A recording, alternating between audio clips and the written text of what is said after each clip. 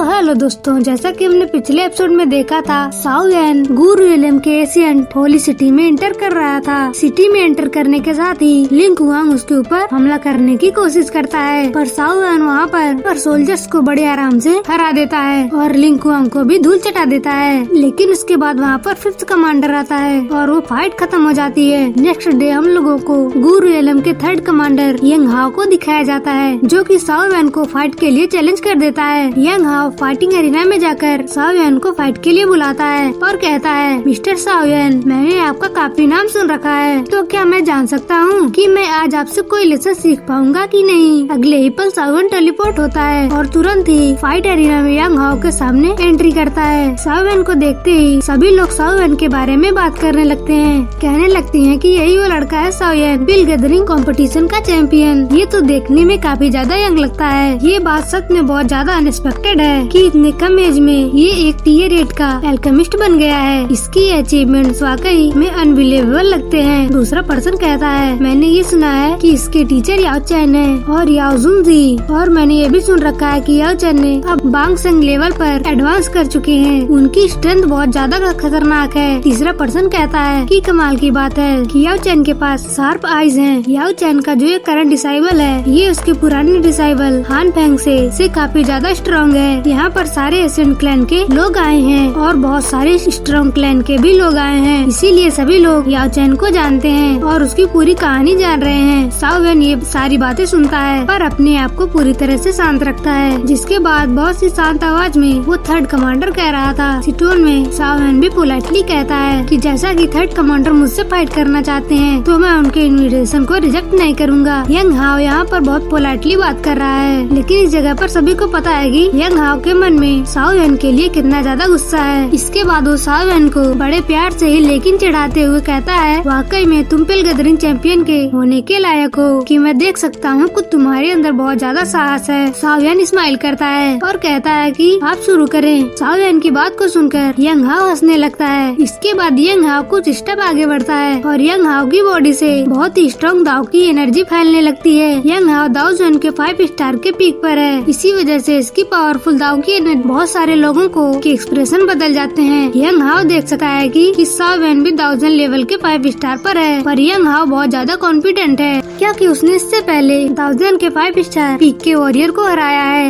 Energy बहुत ज्यादा फीरियस हो जाती है। यंग हाओ कहता है, आज ये कमांडर पर्सनली टेस्ट करेगा कि आखिर पिल गैदरिंग कंपटीशन का चैंपियन कितना ज्यादा आउटस्टैंडिंग हो सकता है। अगले ही पल वो अपना एक क्लॉड अटैक तैयार करता है, जिसके बाद बहुत ही तेजी से साओ यान के ऊपर हमला कर देता है। पर यंग हाओ के इस अटैक को देखकर साओ यान अपनी लाइटिंग स्पीड का इस्तेमाल करता है और बड़े ही आराम से उसके अटैक को डॉज कर देता है। साओ यान की इस मिस्टीरियस फुटवर्क को देखकर यंग हाओ शॉक्ड हो जाता है और कहने लगता है कि कितनी ज्यादा फास्ट स्पीड थी। पर साओ यान, अब तुम मेरी स्पीड को देखो। उसके बाद यंग हाओ अपनी secret technique dragon snake footwork technique को इस्तेमाल करता है। साओ यान की 3000 टेक्निक मूवमेंट टेक्निक फास्ट थी, पर गु क्लैन के पास भी इसी तरह की एक टेक्निक थी, जिसे जैसे ही यंग हाओ इस्तेमाल करता है, पीछे ड्रैगन एंड टाइगर अपीयर होते हैं। अगले ही पल वो एक और क्लॉ अटैक को तैयार करता है। इसका इविल सेटरिंग क्लॉ वो साओ यान के ऊपर हमला करता है। साओ यान लाइटनिंग स्पीड को फिर से दिखाता है और उसके सारे अटैक को डॉज कर देता है। इवन यंग हाओ को भी एक लात मार देता है, जिससे यंग हाओ दूर उड़ जाता है। यंग हाओ एक सीक्रेट टेक्निक को यूज कर रहा था, फिर भी वो साओ यान को छू भी नहीं पाया। पर साओ यान इसके इस अटैक से भी बहुत ज्यादा इम्प्रेस था और फिर अपने मन में कहने लगता है, गु क्लैन एक बहुत ज्यादा लास्ट क्लैन है। इनके पास बहुत ज्यादा दाव क्लास के दाव स्किल्स हैं, जो कि आउटसाइड वर्ल्ड में बहुत ज्यादा कम देखे जाते हैं और बहुत रेयर हैं, लेकिन ये लोग इनको बहुत ज्यादा आराम से यूज करते हैं। अगले ही पल यंग हाओ साओ यान के ऊपर ड्रैगन क्लॉ से साओ यान के ऊपर लॉन्ग रेंज अटैक करता है, पर साओ यान अपने हाथों को थोड़ा सा झटकता है और उसका एक क्लॉ अटैक हवा में ही डिस्ट्रॉय हो जाता है। यंग हाओ पूरी तरह से शॉक्ड हो जाता है क्योंकि उसकी कोई भी टेक्निक साओ यान के सामने काम नहीं आ रही। न ही वो शॉर्ट रेंज में साओ यान के ऊपर हमला कर पाया और न ही लॉन्ग रेंज में। साओ यान ने तो इसके अटैक को, उसके इस लॉन्ग रेंज अटैक को इनिशियल स्टेज में ही डिस्ट्रॉय कर दिया। इससे समझ में आता है कि साओ यान की परफेक्शन स्किल कितनी ज्यादा स्ट्रॉन्ग है। और फिर हम लोग साओ यान को देखते हैं, जो कि अभी भी पूरी तरह से शांत है। उसे साओ वैन को हराने के लिए कोई भी एक्स्ट्रा अफेक्टेड नहीं करना पड़ रहा। यंग हाओ इन सारी बातों को देखकर काफी फ्रस्ट्रेटेड है और कह रहा है कि मुझे विश्वास नहीं हो रहा कि तुम्हारे जैसा बेवकूफ गू रेलम के थर्ड कमांडर से कम्पीट कर पा रहा है, जबकि तुम्हारे पास इतना घटिया क्वालिटी के स्किल्स हैं। यंग हाओ साओ वैन को चिढ़ाने की कोशिश करता है, जिसके बाद ही तुरंत ही वो एक हाई क्लास स्किल का यूज करता है, गू रेलम का एक special skill god seal technique. साओ वैन देखता है और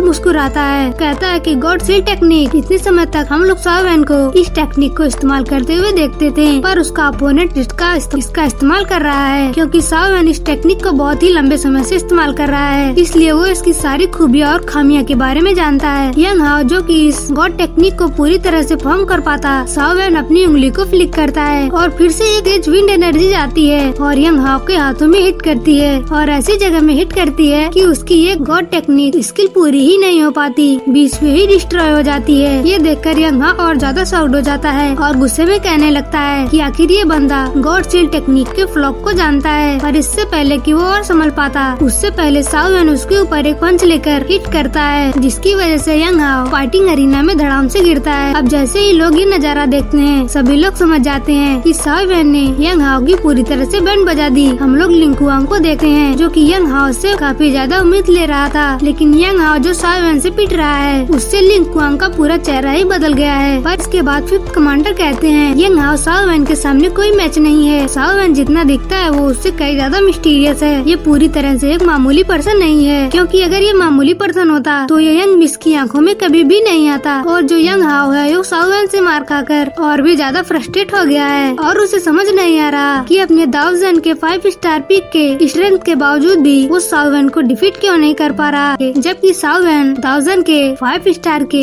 इनिशियल स्टेज पर है। यंग हाओ इस जगह पर काफी सारे दाओ स्किल को यूज किया। साओ वैन ने अभी तक अपनी एक भी दाओ स्किल का यूज नहीं किया है, लेकिन तब भी साओ वैन यंग हाओ की खराब हालत कर दी है। यंग हाओ जिसके पास अपनी पावर को फिर समनेट कर एक और दाओ स्किल इस्तेमाल करने की कोशिश करता है। ये एक और सेल टेक्निक है, सेकंड फॉर्म था over turning land seal. Young हाओ ये टेक्निक यूज करते हुए ड्रैगन स्नेक फुटवर्क का भी इस्तेमाल करता है, जिससे इल्यूजनरी बॉडी बनती है और सक्सेसफुली ये इस बार अटैक फॉर्म हो जाता है। यंग हाओ बड़ा खुश हो जाता है और कहता है कि फॉर्मेशन सक्सेसफुल। और हम यहाँ पर साओ वैन को देखते हैं, जो कि किसी और तैयारी में ही लगा हुआ है। साओ वैन भी यहाँ पर यंग हाओ के इस अटैक का फॉर्मेशन देखकर कुछ हैंड सेंस करता है, जिसको देखकर यंग हाओ एकदम से घबरा जाता है। उसमें समझ में आता है कि कुछ तो बहुत ज्यादा खतरनाक अटैक उसकी ओर आने वाला है। वैसे अगले ही सेकंड एक धमाका होता है। साओ वैन एक अटैक को लॉन्च करता है, जिससे ये जो फाइटिंग एरिना है उसमें क्रैक आ जाते हैं और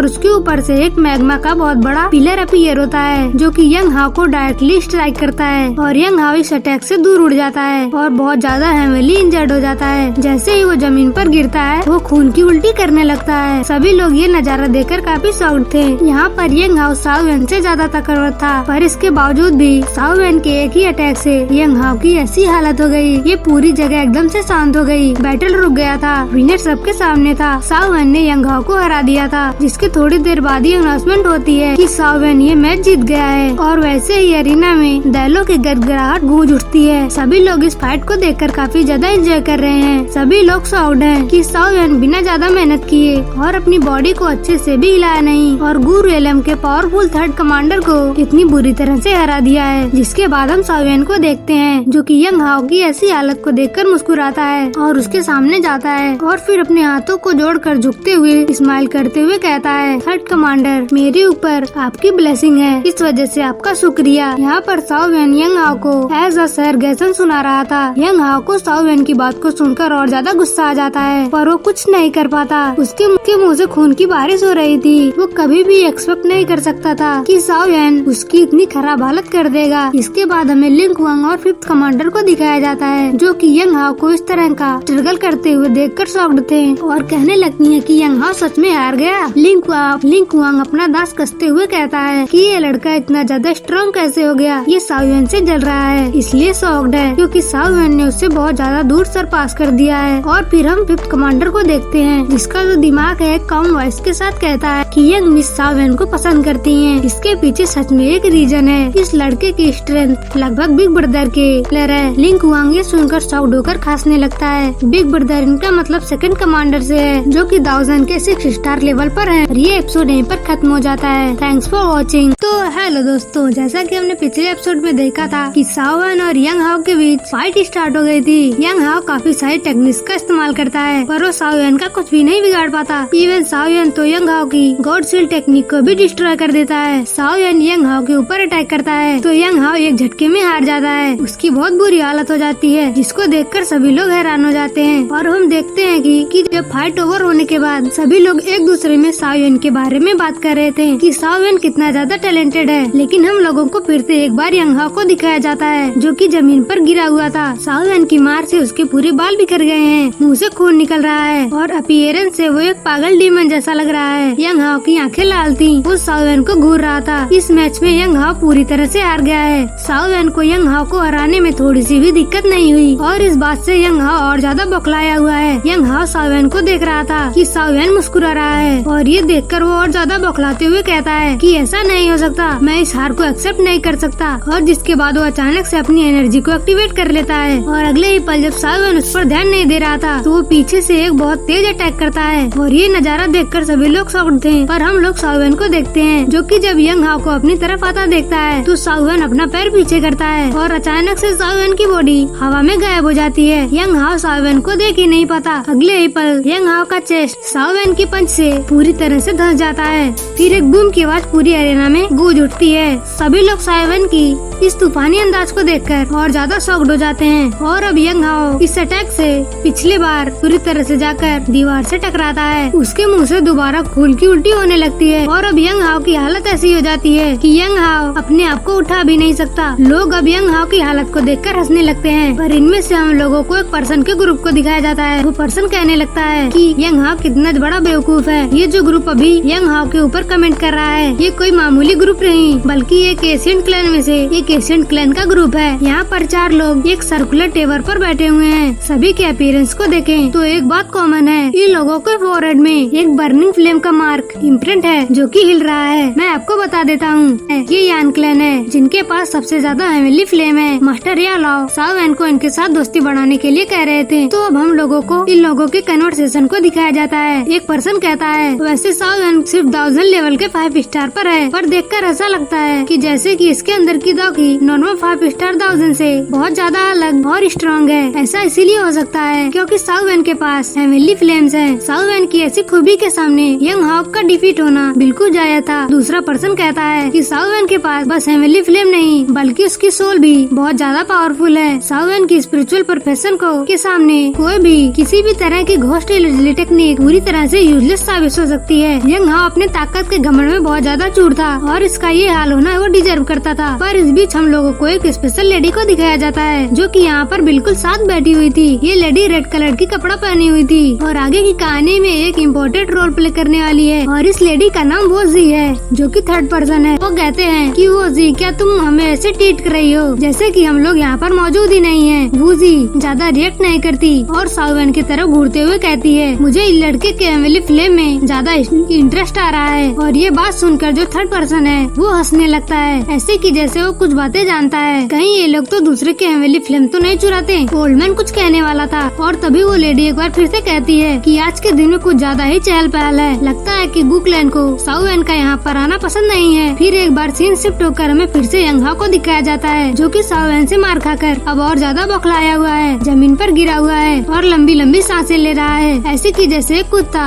बहुत दूर दौड़ने के बाद हाँफ रहा हो। साओ एन से इतना मार खाने के बाद भी यंग हाओ हार नहीं मानना चाहता। फिर से वो एक बार अपनी ताकत बटोरकर साओ एन के ऊपर हमला करने के लिए तैयार हो जाता है। वो हमला करने ही वाला होता है पर तभी उस जगह पर एक बहुत ही ओल्ड शार्प आवाज गूंजती है यंग हाओ जैसे ये आवाज सुनता है उसकी पूरी बॉडी एकदम से कांप जाती है। वो रुक जाता है। तब अरीना में एक हैंडसम मैन अपीयर होता है। ये आदमी गू क्लैन के 8 कमांडर में से 2nd कमांडर है। इसी को ये लोग 2nd ब्रदर के नाम से जानते हैं। पिछले नोबल वीडियो में मैंने इससे थोड़ी सी बात बताई थी। तो ये जो 2nd कमांडर है ये कहने लगता है कि यंग हाओ तुमने हमारे गू क्लैन को पूरी तरह से एम्बेरस कर दिया है। 2nd कमांडर के आते ही लिंग हुआंग और 5th कमांडर तुरंत ही उसके पास आ जाते हैं। सभी लोग इस 2nd कमांडर को बहुत ज्यादा रिस्पेक्ट करते थे और उनको ग्रीट करते हैं। यंग हाओ भी पूरी तरह से शर्मिंदा था और वो अपनी आंखें नीचे कर लेता है। लेकिन फिर हमें 2nd कमांडर को दिखाया जाता है जो कि अब साओयन की ओर घूरने लगता है और कहने लगता है कि साओयन तुम्हें अब दूसरों को मारकर मजा आ रहा होगा। ये बात सुनते ही साओयन भी उसको घूर कर देखता है। जो second commander shiny silver cloth पहना हुआ था उसकी बॉडी से बहुत ही स्ट्रॉन्ग ऑरा निकल रहा था। साओयन देखता है कि लिंग क्वांग जैसे इसको ग्रीट करता है उससे समझ गया कि ये जरूर ही सेकंड कमांडर है। साओयन कहता है कि अभी तो मैंने कुछ किया ही नहीं। सेकंड कमांडर जैसे ही साओयन की ये बात सुनता है वो एकदम साओयन से गुस्सा होने लगता है और वो फिर से साओयन के सामने आ जाता है। फिर एक कॉल आवाज के साथ कहता है कि मैं ब्लैक समर्ड आर्मी का सेकंड कमांडर लिन सियू हूँ। जैसा कि तुमने कहा कि तुमने अभी खेल शुरू नहीं किया तो अब मैं चाहता हूँ कि तुम मेरे साथ खेल लो। साओयन क्या कहते हो कि मेरे साथ ये गेम खेलना चाहोगे? सेकंड कमांडर की ये बात सुनकर साओयन हंसने लगता है और कहता है कि अगर यही तुम्हारी टेक्निक है कि एक एक करके तुम मेरे से फाइट करो तो मुझे ऐसा लगता है कि तुम्हारा नंबर जल्दी खत्म होने वाला है। पर लिन जी उसके बाद कहता है कि साओयन कि तुम बिल्कुल चिंता मत करो, तुम्हें आगे के नंबर से डील करने की जरूरत नहीं क्योंकि ये फाइट इसी जगह पर खत्म होगा। अब यहाँ पर क्योंकि यंग हाओ सभी के सामने साओयन से हारा है तो इसे इन लोगों की सभी के सामने बेइज्जती हुई तो किसी भी हालत में इन्हें अपना इज्जत वापस लेनी होगी। इसीलिए ये लोग साओयन को इस जगह पर मारना चाहते हैं। साओयन शांत था। इसके बाद लिंसू फिर से कहता है तो साओयन कहो कि क्या तुम्हें हिम्मत है मेरा चैलेंज एक्सेप्ट करोगे? ये बात सुनकर साओयन भी एक एटीट्यूड के साथ कहता है कि अगर सेकंड कमांडर इतना ज्यादा इंसिस्ट कर रहा है तो चलो इस खेल को शुरू कर देते हैं। अब ये बात खत्म होते ही दोनों एक दूसरे से लड़ने के लिए तैयार हो जाते हैं। फाइटिंग पोजीशन में आ जाते हैं। सभी लोगों की नजर इन लोगों के ऊपर गड़ जाती है। लिन सियू साओयन के ऊपर अटैक करने वाला था तभी एक और आवाज गूंजती है, लिन सियू बस बहुत हो गया और अब इस बात को इस जगह पर खत्म कर दो। जैसे ही वो लोग ये आवाज सुनते हैं सभी लोग रुक जाते हैं, सभी शांत हो जाते हैं। तभी उस जगह पर एक ओल्ड मैन अपीयर होता है। इसका नाम एल्डर गु सुन है। लिन सियू तुरंत ही फाइटिंग पोजीशन से हटता है और अपने एल्डर को ग्रीट करता है।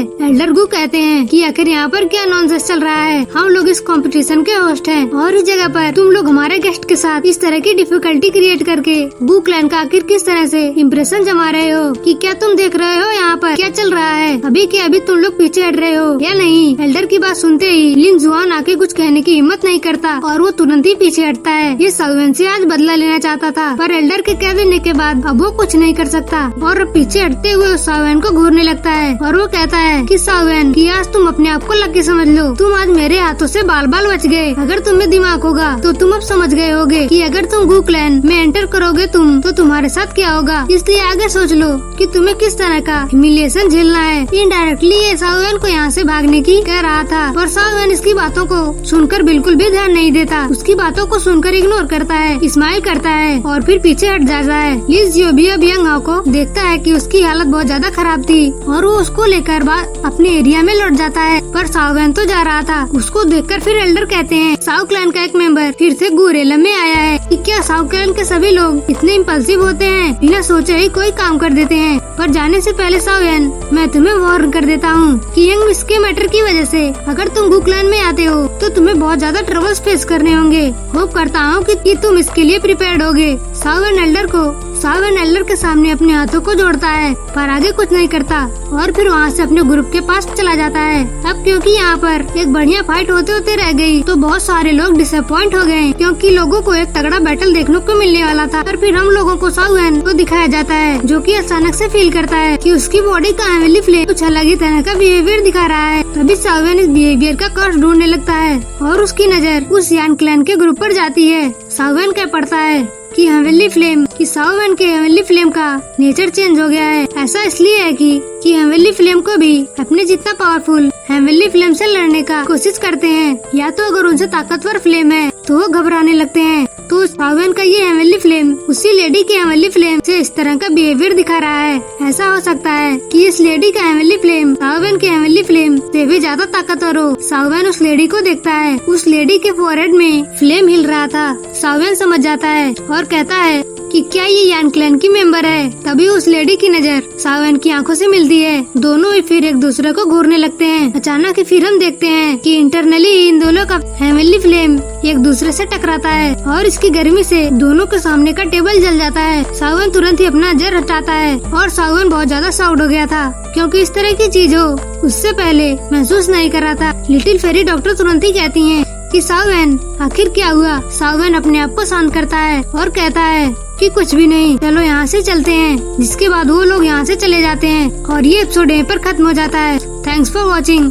तो हेलो दोस्तों, जैसा कि हमने पिछले एपिसोड में देखा था कि सेकंड कमांडर साओ एन से फाइट करने के लिए तैयार हो गया था। तभी वहाँ पर एक ओल्ड एल्डर आते हैं जिनका नाम कुसुन है और वो कहते हैं कि इस जगह पर तमाशा करना बंद करो। लिu शिउ तुरंत ही एल्डर की तरफ मुड़ता है और झुक जाता है और उनको ग्रीट करता है। एल्डर कहते हैं, तुम यहाँ पर एशियंट क्लैन के गेस्ट को इस तरह से पब्लिकली चैलेंज कर रहे हो, आखिर ये किस तरह का बिहेवियर है? अभी के अभी तुम सभी लोग पीछे हटो और यहाँ से वापस चले जाओ। लिu शिउ कुछ भी कहने की हिम्मत नहीं करता और तुरंत ही एल्डर की बात को एक्सेप्ट करता है और साओ एन की तरफ एक पैनी नजर से घूरकर वहाँ से गायब हो जाता है। लेकिन फिर उसके बाद एल्डर साओ एन के पास आते हैं और फिर कहते हैं, मिस्टर साओ एन, हमें माफ करिएगा, आजकल के यंग लड़के को आपकी गेस्ट के साथ कैसा बिहेवियर करना चाहिए बिना सोचे ये सब एक्ट कर देते हैं। अब एल्डर साओ एन से इतना पोलाइटली बात कर रहे थे तो साओ एन भी एल्डर को ग्रीट करते हुए कहता है, एल्डर थैंक यू, इस जगह पर इंटरवीन करके आपने फाइट को रोका। उसके बाद फिर एल्डर अपने ड्रोन को आउट करके वहाँ पर जितने भी लोग हैं उन सबको इन्फॉर्म करते हैं और कहते हैं कि सभी लोग मेरी बात ध्यान से सुनिए।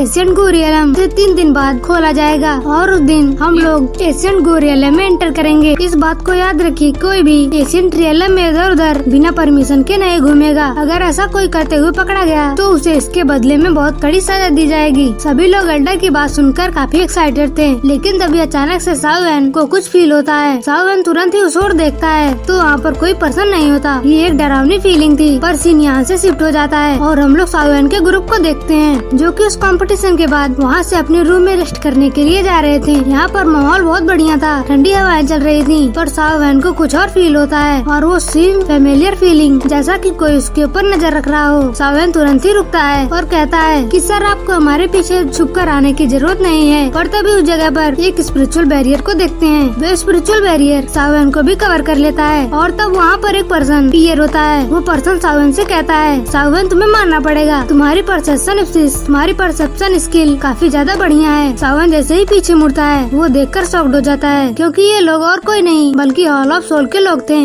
जो पर्सन ये बात कह रहा था उस पर्सन का नाम हुनियान था। साओ एन उसे देखते ही अपनी एनर्जी को एक्टिवेट करता है और साओ एन के बाद साओ एन के तीनों दोस्त भी अपने अपने 1000 एबिलिटीज को एक्टिवेट कर लेते हैं। हुनियान ये चीज देखकर बिल्कुल भी रिलैक्स था और कहने लगता है कि घबराओ मत, मैं अभी तुम लोगों को यहाँ पर नुकसान पहुँचाने नहीं आया हूँ, मैं तो बस तुम्हें देखना चाहता था कि साओ क्लैन एक समय इतना ज्यादा पावरफुल हुआ करता था और अब उसकी क्या हालत हो गई। तुम्हारा याओ क्लैन तो पूरी तरह से डूब चुका है। हुनियान साओ एन को चिढ़ा रहा था, पर लिटिल फेरी डॉक्टर अगले ही पल हुनियान के ऊपर हमला कर देती है और कहती है कि तुम हमारे पास आने के लिए इनवाइटेड नहीं हो। पर लिटिल फेरी डॉक्टर जो कि 1000 लेवल पर 7 स्टार पर है, हुनियान के साथ आए प्रोटेक्टर एक साथ अटैक करते हैं और फिर उस अटैक को डिस्ट्रॉय कर देते हैं। इससे हमें समझ में आता है कि ये प्रोटेक्टर भी कितने ज्यादा स्ट्रॉन्ग है, तो हुनियान उनसे कितना ज्यादा स्ट्रॉन्ग होगा। हुनियान जो कि एक डेविल स्माइल के साथ साओ एन की तरफ बढ़ते हुए कहता है, तुम्हारे एंसिस्टर साओ सुएन मेरे एंसिस्टर के हाथों में गए थे और उनके बाद क्या हुआ ये तो तुम जानते ही हो। अब तुमने भी हमारे हॉल ऑफ सोल को अपोज करा है, इसलिए मैं हुनियान सोन सुआन के डिस्टेंडेंस यानी कि तुम्हारा भी वही बिल्कुल हल करूंगा। ये बात सुनकर साओ एन तुरंत गुस्सा हो जाता है, अपने हाथों को कस लेता है और फिर कहता है कि तुम्हारे एंसिस्टर ने मेरे एंसिस्टर के साथ जो करा उसका कर्ज तो मैं जरूर चुकाऊंगा और तुम्हें मेरे एंसिस्टर साओ सुएन के पास तुम्हारी बहुत बुरी हालत करके गाड़ दूंगा। और साओ एन की इस गुस्से भरी बात को सुनकर हुनियान हंसने लगता है और फिर कहता है कि साओ एन, मैं तुम्हारा इंतजार करूंगा और कहते हुए एक पोर्टल खोलता है और फिर उन्हें प्रोटेक्टर के साथ वहाँ से चला जाता है। इसी के साथ यहाँ पर वो स्पिरिचुअल बैरियर भी हट जाता है। पर हुनियान की इस पावरफुल फीलिंग को महसूस कर साओ एन शॉक्ड हो जाता है। साओ एन को उसका और एक दुश्मन मिल गया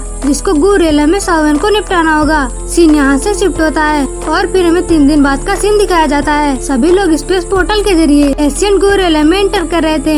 यहाँ पर काफी स्पेस बोट एंटर कर रहे हैं जिसमें अलग अलग एशियन क्लैन के लोग हैं। हम लोगों को फिर से साओ एन को ग्रुप को दिखाया जाता है जो कि आराम से इस साइड का आनंद उठा रहे थे। लेकिन तभी उस जगह पर एक पर्सन की एंट्री होती है। ये लोग वही थे जो कि फाइट के दौरान इन लोगों को देख रहे थे, जो कि फाइट के दौरान साओ एन को देख रहे थे। ये लोग यान क्लैन से थे। इस साओ एन की तारीफ करते हुए कहते हैं कि साओ एन की कल का तुम्हारा बैटल तो बहुत ज्यादा बढ़िया था। साओ एन पूछता है कि तुम लोग कौन हो, तो ये पर्सन बताता है मेरा नाम हो सुआन है और मेरी साथी का नाम हो जी है और हम लोग यहाँ पर कंपटीशन के लिए यान क्लैन से आए हैं। दोनों इस साओ एन को ग्रेट करते हैं और फिर कहते हैं कि ब्रदर साओ एन, कि आपको पता नहीं है कि पिल गैदरिंग कंपटीशन के बाद हमारी नजर आपके ऊपर है और हम लोग आपके फ्लेम की पावर को बहुत ज्यादा एडमायर करते हैं। ब्रदर साओ एन, आप जो इस बार एशियन कंपटीशन में आए हैं जरूर इसका रीजन हेवनली टॉम होगा। साओ एन ये सुनकर शॉक्ड हो जाता है। साओ एन को हेवनली टॉम के बारे में कुछ भी नहीं पता था। फिर वो उसके के बारे में पूछता है तो वो स्वान बताता है कि माफ करिएगा पर शायद आज का साउ क्लैन हॉली टॉम के बारे में नहीं जानता, तो मैं आपको हॉली टॉम के बारे में बताता हूँ। ये जो हॉली टॉम है ये एक ऐसा टॉम है जिसको एशियन टाइम के पावरफुल एक्सपर्ट एशियन टाइम से प्रिजर्व करके रखे हैं। आपके एंसेस्टर का भी साउ सुएन टॉम हेवनली टॉम के अंदर है। पहले जो पावरफुल एक्सपर्ट्स हैं वो अपनी एनर्जी के कुछ इम्प्रिंट्स हेवनली टॉम में अपने डिसेंडेंट के लिए छोड़ के जाते थे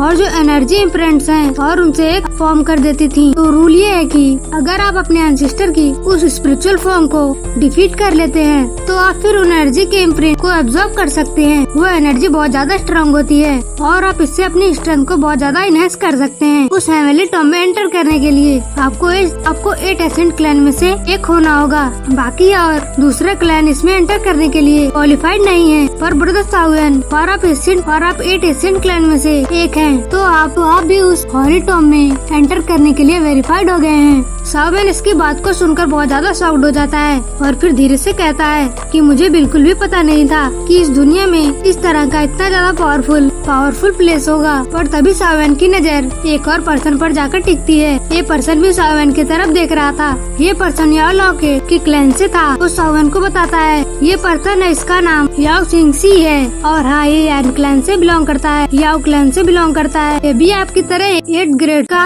एल्केमिस्ट है, 8 ग्रेड के इंटरमीडिएट लेवल पर है। इसी वजह से इसको लोग मेडिसिन प्रिंस भी कहकर बुलाते हैं। साउएन शॉक्ड होते हुए कहता है तो ये याओ क्लैन से है। फ्यूचर में साउएन की टक्कर इसी से होने वाली है। पर तभी उस जगह पर एक और पर्सन की एंट्री होती है और वो पर्सन कू क्लैन का वही सेकंड कमांडर लिनस्यू था और कहने लगता है देखो तो अभी तो साउएन तुम यहाँ तो आए हो और एशियन क्लैन के लोगों के साथ तुम काफी ज्यादा कोजी हो जा रहे हो। साउएन लिनस्यू की ओर घूरकर देखता है और कहता है तो क्या तुम यहाँ पर मुझसे फिर से फाइट करने के लिए आए हो? लिनस्यू तब कहता है कि मैं यहाँ पर तुमसे फाइट करने के लिए नहीं आया हूँ बल्कि एक मैसेज पहुंचाने आया हूँ। हमारे ग्रेट कमांडर तुम्हें एक मीटिंग के लिए इनवाइट किए हैं। सभी लोग शांत हैं। फिर कहता है कि सर तुम्हें इनवाइट करे हैं। साउएन इस इनविटेशन को एक्सेप्ट कर लेता है और ये एपिसोड यहीं पर खत्म हो जाता है। Thanks for watching.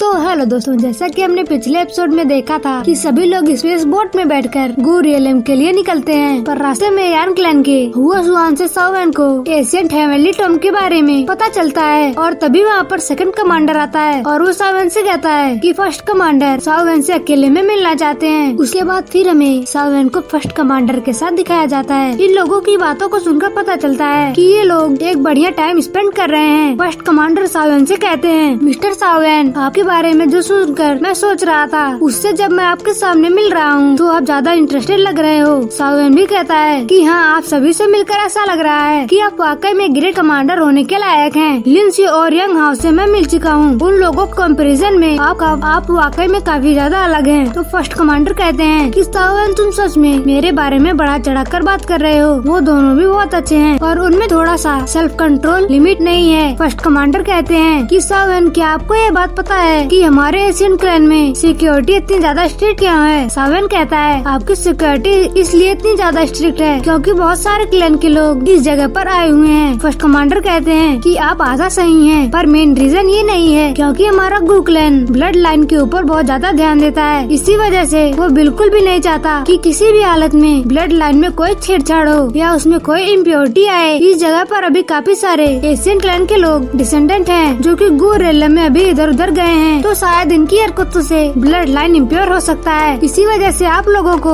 Goo realm में कहीं पर बाहर जाने से मना किया गया है। आप तो मिस ओनर के बारे में जानते ही होंगे। मिस ओनर एक दाऊदी एम्परर की प्योर ब्लड लाइन कैरी करती हैं। उनके अंदर की Dawoodi blood line 7 Asian clan में से सबसे ज्यादा प्योर है। ये बात कहकर थोड़ी देर के लिए सब कुछ शांत हो जाता है। फर्स्ट कमांडर आके साउएन को कुछ भी नहीं बताते, लेकिन फिर साउएन ही कहता है तो क्या आप मुझे बता सकते हैं कि एक पर्सन को किस लेवल पर होना चाहिए जिसके बाद आपका ये गू रियलम उसके ब्लड लाइन से जज नहीं करेगा? फर्स्ट कमांडर कहते हैं साउथ सेंग। साउएन मुस्कुराता है और अपनी अगली चाल चलता है और कहता है कि मैं बहुत जल्द 1000 लेवल पर पहुंच जाऊंगा। साउएन की इस कॉन्फिडेंट भरी बात को सुनकर फर्स्ट कमांडर कहने लगते हैं साउएन बुरा मत मानिएगा, पर मैं आपसे ये कहना चाहता हूँ कि हमारे क्लैन में आपसे भी बहुत ज्यादा स्ट्रॉन्ग पर्सन है जो कि बहुत ही एक्सट्रीम टैलेंट कैरी करते हैं, पर उनके पास भी 1000 लेवल पर पहुँचने की कॉन्फिडेंस नहीं है। है। तो मैं जानना चाहता हूँ कि आप इतना ज्यादा कॉन्फिडेंट किस बात के लिए हैं? सावेन कहता है क्योंकि मुझे 1000 लेवल पर पहुँचने के लिए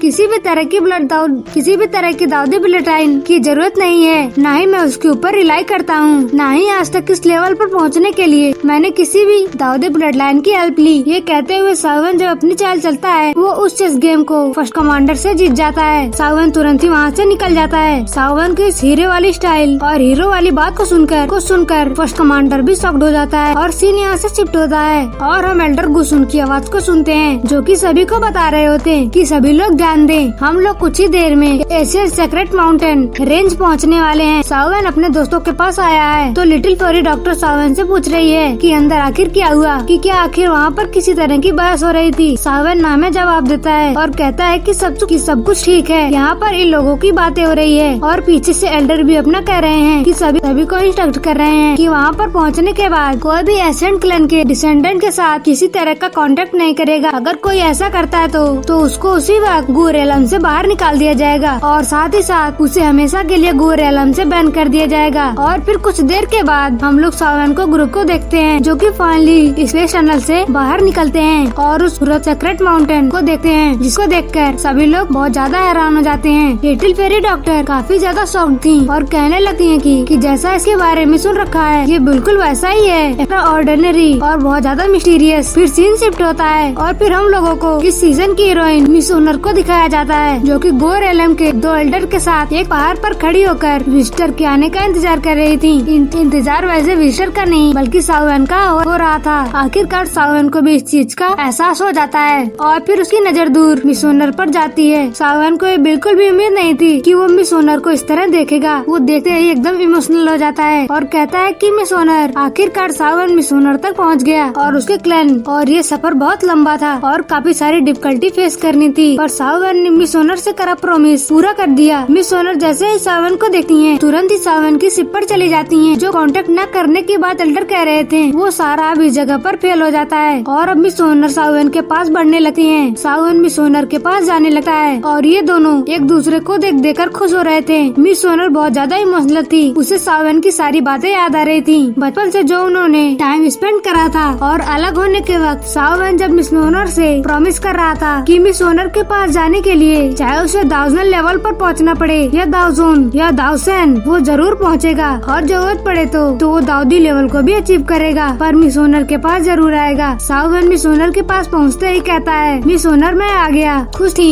और मुस्कुराकर कहती हैं कि हाँ, और मन में कहती हैं कि आपने अपना प्रॉमिस पूरा किया। अब मिस ओनर के पास जो एल्डर थे वो सभी शिप पर आकर उनको टोकते हैं। उससे पहले की बात कुछ आगे बढ़े एल्डर सभी लोगों से कहने लगते हैं तो अब आप लोग गूर एलम में एंटर कर चुके हैं तो मैं आप सभी लोगों का वेलकम करता हूँ। मैं होप करता हूँ कि आप लोगों को जो गूर एलम का नियम है वो एल्डर अच्छे से समझा दिए होंगे। यहाँ पर ये एल्डर सावेन को सारी बातें सुना रहा था और हमें यहाँ पर मिस ओनर को दिखाया जाता है जो कि यहाँ पर अपनी फ्रेंड लिटिल फेरी डॉक्टर से कहने लगती हैं कि बहुत दिनों के बाद पर आखिर हम वापस मिल ही गए। इसके बाद मिस ओनर सावेन से कहती हैं कि सावेन कि मैं आपको एक बहुत शांत प्लेस पर ले जाना चाहती हूँ जहाँ पर आप लोग अच्छे से रेस्ट कर पाओगे। उसके बाद एल्डर लोग जो बहुत ज्यादा बकबक कर रहे थे मिस ओनर एल्डर से कहती है कि हम लोग यहाँ से आगे बढ़ेंगे। एल्डर मिस ओनर की बात टाल नहीं सकते थे, एक्सेप्ट करते हैं और मिस ओनर सावेन को लेकर वहाँ से चली जाती है। दोनों एल्डर एक दूसरे का मुंह ही देखते रहते हैं। फिर हम लोगों को सावेन को दिखाया जाता है जो कि मिस ओनर के साथ एक खूबसूरत सफर पर चल दिया था। ये लोग काफी लंबा रास्ता तय कर चुके थे और अब कुछ देर के बाद वो लोगों की मंजिल अब आने वाली थी, लेकिन तभी कुछ अनएक्सपेक्टेड होता है और आगे की जो खूबसूरत वादियाँ थी वो अचानक से अपना रंग बदल देती हैं। एक किलिंग इंटेंट उस पूरी जगह पर फैल जाता है जिसे मिस ओनर और सावेन और उनके दोस्त उस रेंज में घुसते हैं। एक खतरनाक एनर्जी उनको घेर लेती है। ये चीज सावेन को एक डोमेन में फंसाने वाली थी और इसके बाद सावेन को बहुत ज्यादा तकलीफ देने वाली थी, लेकिन सावेन वैसे ही अपने हेवनली फिल्म को यूज करते हुए कहता है कि क्या एशियन क्लैन अपने गेस्ट को इसी तरह से ट्रीट करता है, पर अफसोस जो तुमने सोचा था कि तुम मुझे इतनी आसानी से भूली कर पाओगे तो ऐसा नहीं होने वाला है। और ये कहते हुए सावेन अटैक करता है और वो जो डोमेन था वो अगले ही झटके में टूट जाता है। सावेन उस डोमेन से बाहर निकल आता है। जैसे ही सावेन बाहर आता है मिस ओनर सावेन के पास जाती हैं और फिर गुस्से में जो एल्डर जो डोमेन क्रिएट कर रहा था उस पर चिल्लाती हैं और कहती हैं कि एल्डर आपको अभी तक अच्छे से बिहेव करना नहीं आया है। सावेन हमारे एशियन क्लैन का एक गेस्ट है और एक गेस्ट को पहले ही मीटिंग में अटैक करना कि क्या आपको लगता है कि दूसरे क्लैन हमारी ये सब बातें जानकर हमारे बारे में अच्छा कहेंगे? पूछेंगे कि क्या आप ये चाहते हैं कि हमारे गू रियलम का नाम दूसरे क्लैन के सामने छुपकर अपने गेस्ट पर वार करने वाले नाम से फेमस हो। मिस ओनर एल्डर को बहुत बुरा सुना देती हैं। एल्डर भी कहने लगता है कि मिस आप बहुत ज्यादा हासली बोल रही हैं। वैसे बहुत ज्यादा समय हो गया कि हम लोगों ने साउ क्लैन से किसी को यहाँ पर देखा। हम लोग तो यहाँ पर साउ क्लैन के इस मेंबर को देखकर एक्साइटेड हो गए थे। हम लोग तो बस इसे थोड़ा सा टेस्ट कर रहे थे, देख रहे थे कि साउ क्लैन के मेंबर में अभी भी वैसा दम है या नहीं। मिस ओनर फिर से चिल्लाती है और कहती है तो अब आप मुझे बताइए कि आज एशियंट क्लैन हमारे गेस्ट को कब वेलकम कर रहा है। आप कब सावन को वेलकम करने के लिए आएंगे। मैं आपसे फिर से कहना चाहती हूँ कि ऐसा कोई भी काम करने की कोशिश मत करिए। ये हमारा एशियंट क्लैन का दूसरे क्लैन के सामने हमारा फेस डाउन हो। और वो अपने हाथ को डाउन करती है और वहाँ पर एक रिपर फैलता है और कहती है कि अब पीछे हट जाओ। सभी एल्डर जो सावन के ऊपर घात लगाकर बैठे हुए थे सभी को भगा देती है। मिस ओनर की एनर्जी इतनी ज्यादा स्ट्रॉन्ग थी कि सभी एल्डर रजिस्ट नहीं कर पाते और भाग जाते हैं। और वैसे ये खूबसूरत जगह फिर से खूबसूरत हो जाती है जैसे पहले हुआ करती थी। मिस ओनर जैसे कि अभी तक थी और फिर एकदम ही मासूम हो जाती हैं और सावन के पास आ जाती हैं और उसके हाथों को पकड़ लेती है और फिर चिंता करते हुए कहती है कि सावन आप ठीक हो, आपको कहीं चोट तो नहीं आई। सावन भी कहता है कि मिस ओनर चिंता मत करो, मैं बिल्कुल ठीक हूँ। तो इस बात के बाद ये लोग अपना सफर स्टार्ट करते हैं और थोड़ी देर बाद इस जगह को छोड़कर यहाँ से बाहर निकल जाते हैं। फिर नेक्स्ट सीन में हम लोगों को इस जगह पर दो लोगों को दिखाया जाता है। इसमें से एक वो पर्सन है जो कि अभी सावन के ऊपर अटैक किया था। दूसरा पर्सन कहता है कि मिस ओनर सावन को बहुत ज्यादा वैल्यू करती हैं। पर ये बात सुनकर वो पर्सन और ज्यादा चिढ़ने लगता है और फिर कहता है कि मैं उस सावन को मार डालूंगा। इससे ये हमें समझ में आता है कि ये जो पर्सन है वो मिस ओनर से शादी करना चाहता है और क्योंकि मिस ओनर सावन को पसंद करती हैं तो वो सावन से बहुत ज्यादा चिढ़ता है। इन दोनों के बीच में हम एक फाइट देखने वाले हैं पर अभी के लिए सीन शिफ्ट होता है और हम लोगों को सावन के साइड में दिखाया जाता है जो कि कुछ देर और सफर करने के बाद फाइनली उस पीसफुल जगह पर पहुंच जाते हैं जिसके बारे में मिस ओनर बात कर रही थी। सावन इस पूरे जगह को देख रहा था। ये जगह चारों ओर से माउंटेन से घिरी हुई थी पर तभी उस जगह पर एक पर्सन अपीयर होता है। ये मिस ओनर का शैडो गार्ड था। वो आते ही सावन से कहने लगता है कि यंग फ्रेंड सावन, बहुत समय बाद आपसे मिलकर मुझे बहुत खुशी हुई। वैसे ही शैडो वॉरियर अपना मास्क हटाता है और हम लोग उसका रियल फेस देख पाते हैं। पर जैसे ही सावन उसके फेस को देखता है वो एकदम हैरान हो जाता है और कहता है कि आप तो मास्टर लिंग है। सावन तुरंत ही आगे बढ़ता है और फिर अपने हाथों को जोड़कर मास्टर लिंग को ग्रीट करता है। मास्टर लिंग सावन के पास जाते हैं। वो भी काफी ज्यादा खुश थे। सावन ने काफी ज्यादा प्रोग्रेस कर लिया था और कहने लगते हैं कि सावन अभी बस कुछ ही दिन बीते हैं और देखिए कि आप सक्सेस के कितना ऊंची हद तक पहुंच गए हैं। वाकई में आपका टैलेंट बहुत ही ज्यादा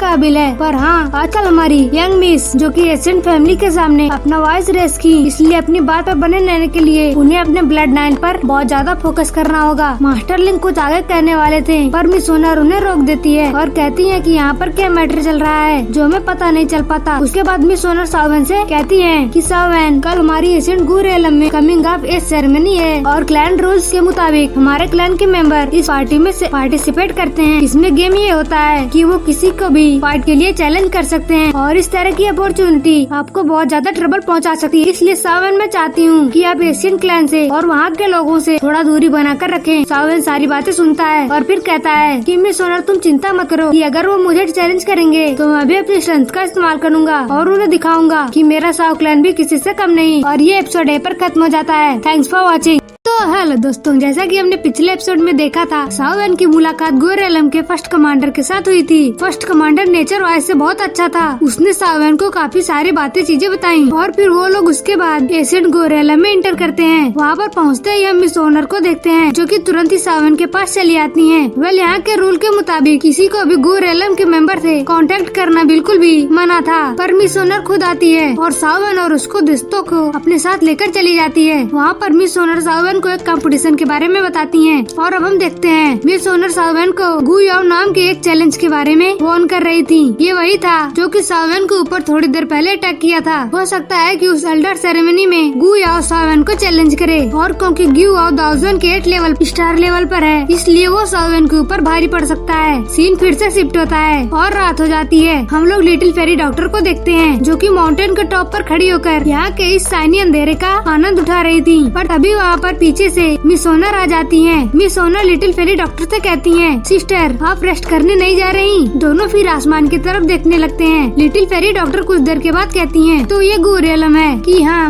मैं इस जगह को हमेशा से देखना चाहती थी, पर अब देखकर लग रहा है कि ये आउटसाइड वर्ल्ड से ज्यादा अलग नहीं है। और तभी मिस ओनर शांत आवाज में लिटिल फेरी डॉक्टर से को रिप्लाई करती हैं, पर गुरेलम में जो प्रेशर को झेलना पड़ता है वो प्रेशर आउटसाइड वर्ल्ड से बहुत ज्यादा है। हमारा गूगलैंड पूरी तरह से ब्लड लाइन पर रिलाई करता है, इसीलिए ये बाकी की दुनिया से अलग है। ये जिस जगह पर हम लोग हैं इसे गू सेक्रेट माउंटेन रेंज कहा जाता है और ये हमारे गुरेलम के सिटीजन के लिए बहुत ज्यादा होली प्लेस है। हर कुछ सालों में काउंटलेस डिसीजन आप अपने डिसेंडेंट को लेकर यहाँ पर आते हैं ताकि वो इस जगह पर अपने पावरफुल ब्लड लाइन को जगा सकें। हर बार कुछ लोग यहाँ से खुश होकर जाते हैं, पर ज्यादातर लोग इस जगह पर पूरी तरह से डिसअपॉइंटमेंट लेकर जाते हैं। इतने सालों में मैंने यहाँ पर बहुत सारे लोगों को देखा जो कि इस डिसअपॉइंटमेंट को एक्सेप्ट नहीं कर पाए और इसके बाद इसी सेक्रेट माउंटेन पर उन्होंने अपनी जान तक दे दी। जिसके बाद फिर से लिटिल फेरी डॉक्टर से कहती है, सिस्टर मैं आपको थैंक यू कहती हूँ कि इतने सालों तक आप सावन के साथ रहकर उनकी देखभाल करी। लिटिल फेरी डॉक्टर कहती हैं, मिस ओनर कोई बात नहीं, अब तो मुझे इसकी आदत हो गई है। मुझे तो सावन के साथ रहकर अच्छा सा फील होता है, पर क्योंकि वो जानती है कि मिस ओनर सावन के लिए क्या फील करती हैं, इसलिए वो मिस ओनर के कुछ भी कहने के पहले ही वो मिस ओनर से कहने लगती है, ओनर मैंने तुम्हें अपने दिल की बात बताई, तो आगे तुम कुछ भी रैंडम वर्ड मत कहने लगना। मुझे यहाँ पर बहुत ही अच्छा लगता है, इसलिए मैं अब कोई भी चीज चेंज नहीं करना चाहती। मिस ओनर भी लिटिल फेरी डॉक्टर की बात को सुनकर हंसने लगती है। इन लोगों को बीच में एक म्यूचुअल अंडरस्टैंडिंग थी और दोनों ही एक दूसरे पर भरोसा करते थे। जिसके बाद फिर लिटिल फेरी डॉक्टर कहती हैं, वैसे मिस ओनर मुझे लगता है तुम सावन से रिलेटेड कुछ बातों से अवेयर होगी, है ना? मिस ओनर पूछती है कि आप किस बारे में बात कर रही हैं? लिटिल फेरी डॉक्टर थोड़ा सा हेजिटेट करती है और बोलती है, लेकिन फिर मिस ओनर कह देती हैं कि क्या आप पेडिसा के बारे में बात कर रही हैं? लिटिल फेरी डॉक्टर ये बात सुनकर थोड़ा सा रिलैक्स होती हैं और उसके बाद फिर कहती हैं, तो वाकई में तुम्हें ये बात पता है? तो फिर मिस ओनर तुम ये बात जानते हुए भी सावन के पास ऐसे अनअवेयर के जैसा क्यों बिहेव कर रही हो? मिस ओनर थोड़ा सा शांत हो जाती है। इसके बाद फिर कहती है, क्या हुआ अगर मैं सावन के सामने अनअवेयर जैसा रिएक्ट करती हूँ? क्या मुझे सावन के सामने एकदम गुस्सा हो जाना चाहिए और फिर क्या मुझे सावन को मेडिसा को मारने के लिए कहना चाहिए? मिस ओनर भी थोड़ा सा स्माइल करना चाहती थी, पर ये मैटर मिस ओनर के दिल पर भी थोड़ा चोट पहुंचाता है, इसलिए वो स्माइल नहीं कर पाती।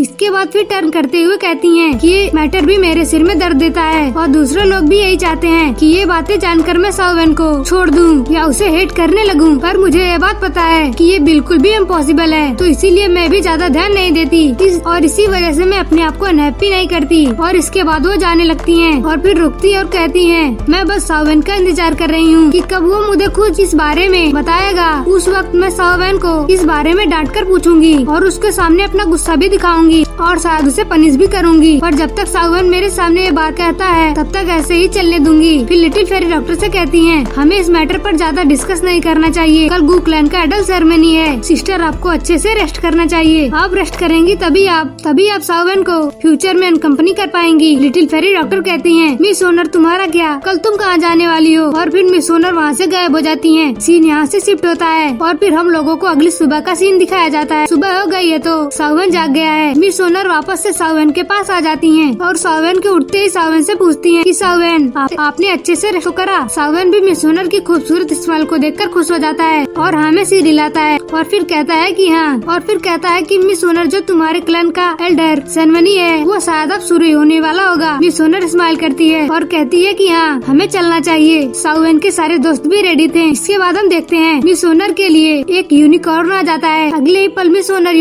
अपने यूनिकॉर्न पर बैठती हैं और फिर जहाँ पर सेरेमनी हो रही है उस ओर चल देती हैं। सावन भी उसके पीछे पीछे उसकी ओर चल देते हैं। थोड़ी दूर उड़ने के बाद उस टाउन एरिया में पहुँचता है। वहाँ पर बहुत सारे ब्लैक समर्ड आर्मी के लोग थे। उन लोगों के सामने एक बहुत बड़ा स्टेडियम था जिसके अंदर वो एडल्ट सेरेमनी होने वाली। बहुत सारे लोग ऑलरेडी वहाँ पर पहुँच गए थे और तब सावन के साथ मिस ओनर वहाँ पर लैंड करती हैं। मिस ओनर के चाम से सभी लोगों का ध्यान उस तरफ चला जाता है। इसके थोड़ी देर बाद मिस ओनर सावन को लेकर उस स्टेडियम में एंटर करने लगती हैं। मिस ओनर तो गेट को पास करती हैं, पर उसी जगह पर दो गार्ड सावन को और उसकी टीम को रोक देते हैं। मिस ओनर जैसे ही ये देखती हैं वो गुस्सा हो जाती हैं और कहती हैं वहाँ से हट जाओ। मिस ओनर की बात को सुनकर जो दोनों सोल्जर थे वो घबरा जाते हैं और तभी हमें वहाँ पर गुरेलम के एक एल्डर की आवाज सुनाई देती है। एल्डर कहता है कि यंग मिस, यहाँ पर चीजों को डिफिकल्ट करना की बिल्कुल भी जरूरत नहीं है। ये एरिया एक स्पेशल प्लेस है। कोई भी पर्सन जो कि स्पेशली क्लैन के द्वारा इनवाइट नहीं किया गया है उसे यहाँ यहाँ पर एंटर करने की परमिशन नहीं है। प्लीज इस बात को समझिए। पर मिस ओनर इस तरह से नहीं सोचती थी, न ही वो इस तरह की कोई भी बात सुनना चाहती थी। मिस ओनर गुस्सा हो रही थी। ये देखकर एक और एल्डर वहाँ पर आता है और कहता है, यंग मिस, एल्डर ब्रदर सही कह रहे हैं। भले ही सावन आपका एक बहुत अच्छा फ्रेंड है, पर वो रिक्वायरमेंट को मैच नहीं कर पाता, इसीलिए एल्डर आगे कुछ कहने वाला था, पर तभी वहाँ पर एक आवाज वहाँ पर गूंजती है। मिस ओनर गुस्सा होने ही वाली थी, पर इस पर्सन की आवाज को सुनकर वो रुक जाती है। ये पर्सन और को नहीं, वही पर्सन था जो कि सावन को ड्रैगन आइलैंड पर मिला था। इसने सावन को उस बीच के साथ फंसा दिया था। वो आदमी कहता है, गु ज्ञान और गुसु,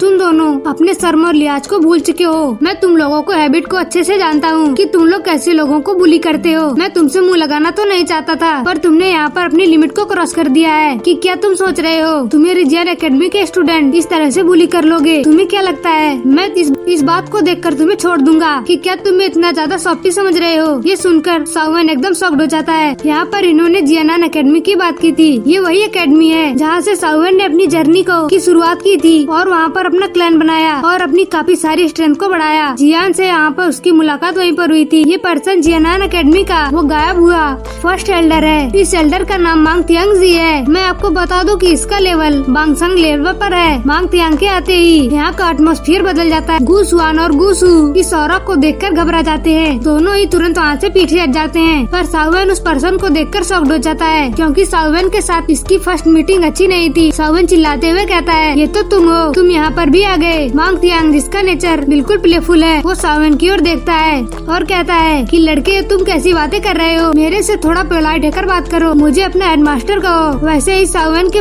दिमाग में इस पर्सन का नाम आता है। एल्डर गुसुआंग एल्डर मांग के बारे में बता रहे थे कि वो कितने ज्यादा पावरफुल हैं। अगर वो यहाँ पर होते हैं तो ब्लैक डोमेन रीजन में किसी की भी हिम्मत नहीं होती कि वो जियानान एकेडमी के ऊपर हमला कर सके। अब इसको पहचान कर सावन तो और ज्यादा हैरान हो जाता है और कहता है, हेडमास्टर, तो क्या आप ही वो हेडमास्टर जो कि जियानान एकेडमी से बहुत समय पहले गायब हो गए थे? तो मांग तियांग कहता है, तो क्या तुम्हें क्या यहाँ पर कोई और मांग तियांग नाम जी का दिख रहा है? हाँ लड़के, मैं ही तुम्हारा हेडमास्टर हूँ। जिसके बाद वो सावन की तरफ मुस्कुराकर कहता है कि लड़के, मैं भी तुम्हें देख रहा हूँ, तुम काफी ज्यादा बढ़िया हो। जैसा कि मुझे एल्डर सुकुआन ने बताया था, तुम बिल्कुल वैसे ही हो। आखिरकार उसने किसी को ऐसा सिखाया जो कि मेरी नजर में केबल हो। सावन ये सब चीज को सुनकर एकदम शॉक्ड हो गया था, पर एज वो सावन के हेडमास्टर हैं, सावन को उनसे पोलाइट होना होगा। सावन अपना नेचर बदलता है और पोलाइट हो जाता है और तुरंत ही अपने हेडमास्टर को ग्रीट करता है। इसके बाद फिर मास्टर कहते हैं, सावन, जो पिछली बार हमारी मुलाकात हुई थी उसमें मैंने तुम्हें बिल्कुल भी नहीं पहचाना, पर तुम मुझे याद थे और सोचने के बाद मुझे तुम्हारा नाम याद आया। मैं तुम्हें पहचान गया। सुकुआन ने बार बार मुझे तुम्हारा नाम बताया था। वो तुम्हारी काफी ज्यादा तारीफ करते थे। और कहता है, सावन के कंधों पर हाथ रखता है और फिर कहता है, अब तो तुम बिल्कुल भी चिंता मत करो, क्योंकि तुम मेरे जियानान एकेडमी के स्टूडेंट हो, इसलिए मैं तुम्हें फ्यूचर में हर प्रॉब्लम से बचाऊंगा। सावन भी यह बात सुनकर स्माइल कर देता है। जिसके बाद हम मिस ओनर को देखते हैं, जो कि खुद भी मास्टर मांग को ग्रीट करते हुए उन्हें थैंक यू करती हैं। अब यहाँ पर ये सारी बातें खत्म होती हैं। तो फिर हम सब उन दोनों एल्डर को देखते हैं, जो कि कहने लगते हैं कि मिस्टर मांग तियांग जी, वैसे हमें कमांड तो दे रहे हैं, पर मैं आपको याद दिला दूं कि ये आपका लिकलर नहीं है। हेडमास्टर मांग ये सुनकर गुस्सा होते हैं और फिर तुरंत ही उसको इग्नोर कर देते हैं और फिर एक एम्प्टी स्पेस की ओर देखते हैं और फिर जोर से चिल्लाते हैं और फिर कहते हैं, ओल्ड ह्यूमन इंसान, कि क्या आप ये सब देख रहे हैं?